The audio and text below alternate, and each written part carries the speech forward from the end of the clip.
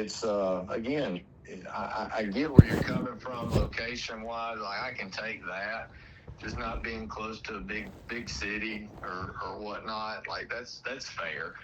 But all the other stuff and all the other noise, that's just what it is noise. And,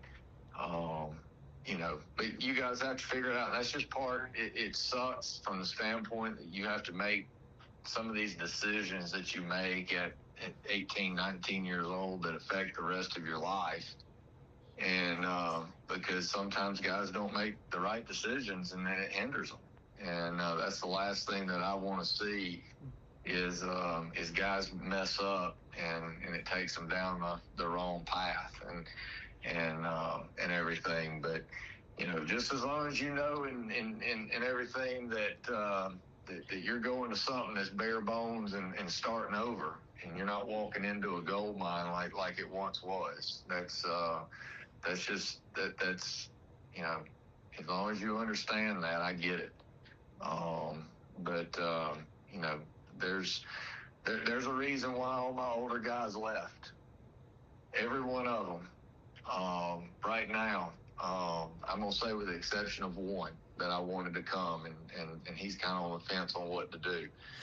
But there's a reason they all left, and I've only had one conversation, and it's with a guy that's on the fence, and with any of our older guys about coming to UWA.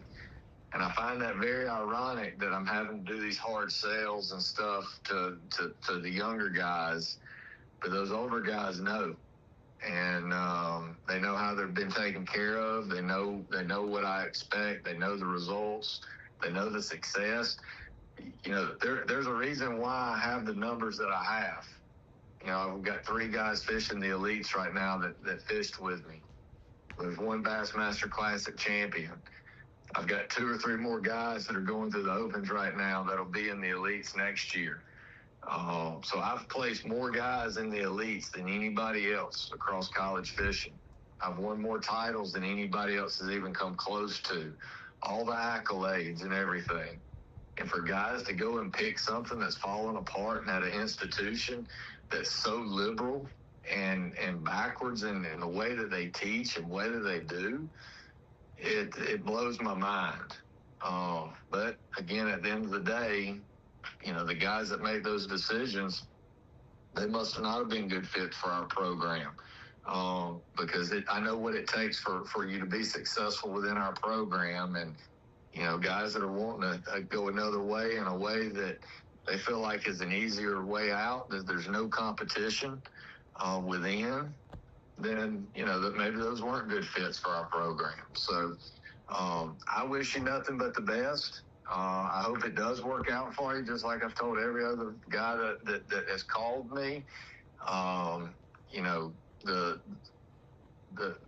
The cover's been pulled over you guys' eyes in this process, and that's fine. But just remember, as you go up and you face us in the future, remember this conversation and remember what I told you that I told you so.